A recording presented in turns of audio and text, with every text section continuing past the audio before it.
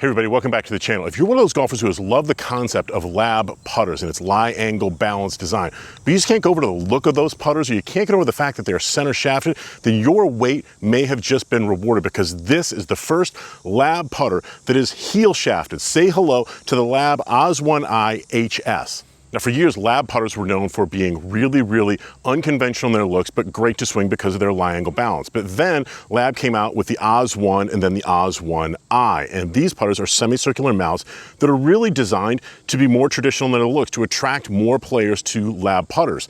But they still have that center shafted design, and that was critical for that lie angle balance that makes L.A.B putters so special. Now, with the OZ.1i HS, L.A.B is taking that same shape and the same basically design that it has in the OZ.1i, and instead of making it a center shafted putter, it is giving it a heel shafted design. That means in the address position, when you look down at this putter, this is going to look like a conventional semicircular mallet putter. However, it has cooked into it all of the benefits of lie angle balance that L.A.B has basically named its company for. Like all lie angle balance putters, the L.A.B OZ.1i HS wants to keep the face square to your intended stroke path throughout the stroke, on the backstroke, coming into impact, and then on the follow through. And that leads to a much greater sense of consistency and a much cleaner strike, getting the ball rolling on your intended target line a lot more often. So this putter could be the first one that really breaks through in a big way. For L.A.B, a company that's really exploded in growth over the last 2 years, this simple mechanism right here, this heel shafted design, I think could be the key to exponentially more growth and more popularity and more golfers potentially getting the benefits of lie angle balance. So why hadn't L.A.B done this before? What is the big deal about having a heel shafted putter when you're talking about a putter that has lie angle balance? I recently had the opportunity to go to Crestwell, Oregon, to the world headquarters of L.A.B Golf, and to meet with Sam Hahn and his team. There's a select number of media people and content creators that were invited to come on out and see the OZ.1i HS before its release. And I'm going to give you an opportunity to hear Sam Hahn explain in his own words exactly how this putter came to be. When we've got a symmetrical head like this, and then you stick the shaft almost dead right on the center of mass, the center is kind of like, if you look internally, like right in the middle of the putter, and as long as the shaft, as we drill the holes, is rotating around that axis, creating a whole range of lie angles is nothing. We have to do, when I say nothing, like every lie angle is, balances a different way, and it's a different cocktail of screws and stuff on the bottom in order to get them balanced and still achieve a targeted swing weight.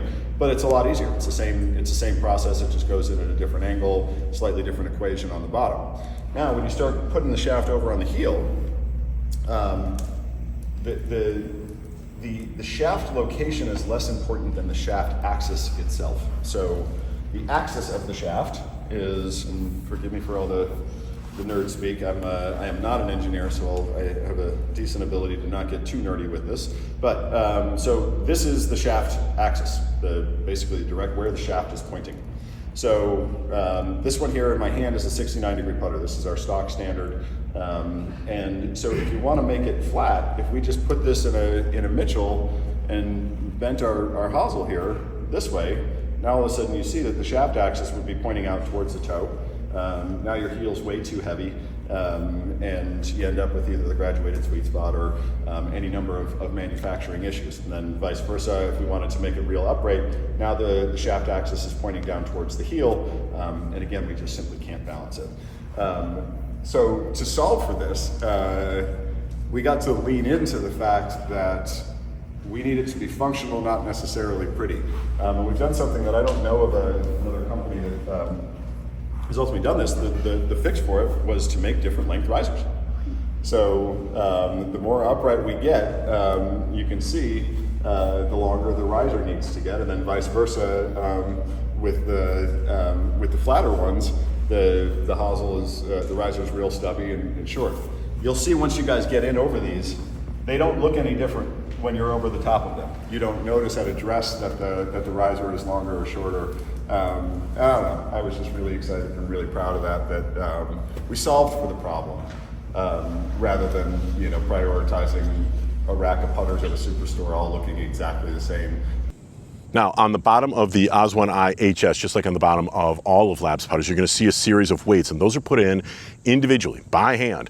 And the weights are all going to be different based on the putter's length as well as the lie angle for that particular putter. So you're going to see those on the bottom. You're going to see one screw on the bottom, which is not looking like the other ones. That's actually holding in the riser, the hosel mechanism. So that sort of screws in there.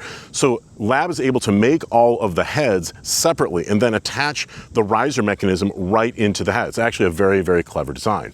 The OZ.1i HS also still has a milled stainless steel insert here. You might recall that basically all of L.A.B's putters, except for the OZ.1i, are aluminum in the face, but the hitting area here is going to be stainless steel. So that means the ball is going to come off a little quicker. It's going to have a little bit higher pitched, a little firmer sound to it, and that is something that a lot of people like. One of the things that I learned when I was out in Cresswell talking to Sam and his team is that going forward, don't be surprised if almost all of L.A.B's putters have some type of inserts. It's either going to be a stainless steel insert that could come out with aluminum inserts for players who like that. They could use other materials as well. I think that we're going to see more and more L.A.B putters in the future have a variety of inserts, and that the type of insert that you get in your L.A.B putter will be something that is customizable. That is going to be something through custom fitting. You're going to have your choice of inserts, because basically they're just taking this piece of stainless steel and putting in these bolts here and affixing it in that way. Again, the head is going to have so many different aspects to it that are interchangeable that the level of customization that L.A.B is going to build into its putters going forward, I think is going to go nothing but up. There will be stock offerings for the OZ.1i HS as well as custom versions of the OZ.1i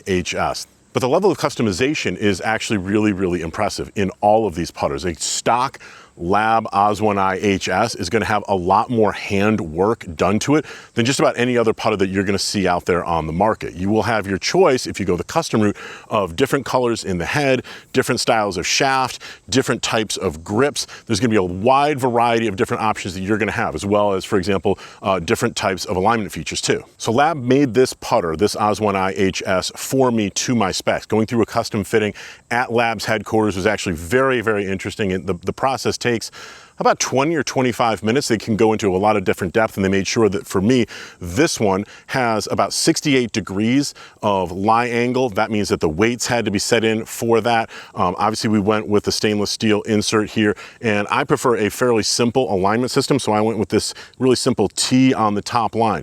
From a feel standpoint, to me, it feels absolutely identical to the standard OZ.1i putter, and it should. The heads are identical, the face inserts are identical. Really, the only difference is going to be, instead of it having a center shafted design, we're going with a hosel that's going to be designed into the heel. So when I set the ball down and I was able to hit a few putts on the practice green with it, you get a very clear, unobstructed view because, as always, you're going to have a little bit of onset, a little bit of built-in forward press when you have a L.A.B putter. So you're going to see the ball very clearly. Depending on exactly what type of alignment system you have, if you're somebody who likes to have a long line coming from the back, by having a heel shafted design instead of a center shafted design, you're going to be able to put on, without breaking it, any type of alignment system that you like. Again, mine is a little bit more compact, but this looks like a standard mallet putter. Forget about zero torque, forget about lie angle balance. When you set the OZ.1i HS down behind the golf ball, it looks like a standard mallet putter, yet you are getting the benefits of the lie angle balance. You're getting the benefit of the fact that this putter wants to keep the face square to your putting path as long as possible. If you don't do something to manipulate your hands and wrists, it's going to keep the face square to your path, and that's going to lead to more consistency. And it's built into this design. It looks like a regular putter, but it's going to have the benefit of that lie angle balance. So that's really the most critical thing. If you like the feel of the OZ.1i, you're going to like the feel of the OZ.1i HS. Like just about all of L.A.B's putters, I find that the OZ.1i HS putts as if the putter itself were almost affixed to railroad tracks. It goes back, it goes forward. It's a real autopilot kind of system. It felt like I was able to aim the putter very, very well. And then when I made my backswing and when I made my forward swing, I just wanted to keep everything out of the picture. I wanted to manipulate the putter as little as possible and simply let that lie angle balance do its work. And for the most part, it does it, just as it does for all of L.A.B's putters. There's a reason why so many people out there are really being attracted to this design. It does an excellent job of making your putting stroke feel like it flows and keeping that face square to your path. So if you start out by just simply rocking your shoulders and not getting really handsy or wristy with your stroke, and by the way, this large grip does an excellent job of taking your hands and wrists out of the stroke. If you do that, then the putter is going to want to return the face back to square, the way that you set it down behind the golf ball. And that, folks, is a big part of the reason why a lot of recreational golfers struggle with putting. They are either coming into it with an open face, with a closed face. They're doing something to manipulate the face, and they're losing consistency. And that is the reason why so many players are attracted to lie angle balance putters from L.A.B and zero torque putters from many other manufacturers. It reduces the amount of face rotation that you're going to have in your putting stroke, and that leads to more consistency. It's going to sound rather cliche and kind of trite, maybe, I understand, for me to talk about this being a putter that really puts L.A.B over the hump, because in 2024, 2025, no putter brand has been hotter than L.A.B Golf. Nobody has really experienced the growth. Obviously, they just got a massive $250 million injection of capital from a private equity firm. So there are a lot of people out there who are very smart who believe that L.A.B is destined for more growth, and I'm one of them.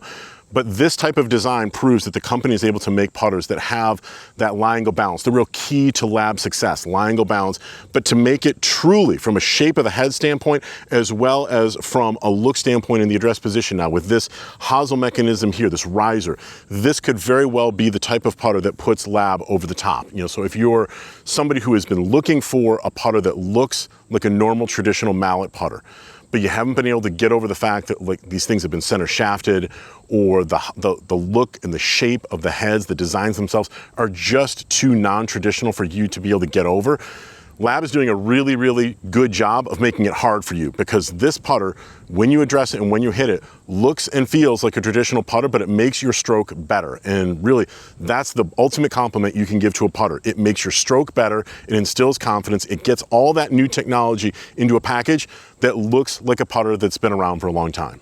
So I think that's probably just about everything you need to know about the L.A.B OZ.1i HS. But if you have any questions for me, if you'd like some more information on it, please feel free to drop a comment in the comment area below. I do try and monitor my comment area as well as I can. I'm happy to answer any questions for you about the OZ.1i HS or any L.A.B putter or zero torque putters or really golf equipment in general. I'm here to be a resource for you to help you make better purchasing decisions and have a lot more fun on the golf course. So please feel free. And listen, if you got some good information from this video, if you found it to be informative and helpful, then it would be really helpful to me if you would smash that like button as well as subscribe to my channel. It goes a long way in helping me create more videos like this and get more opportunities like the one that L.A.B Golf extended to me just a couple of days ago. So thank you very much for watching, and I'll look forward to seeing you again really soon.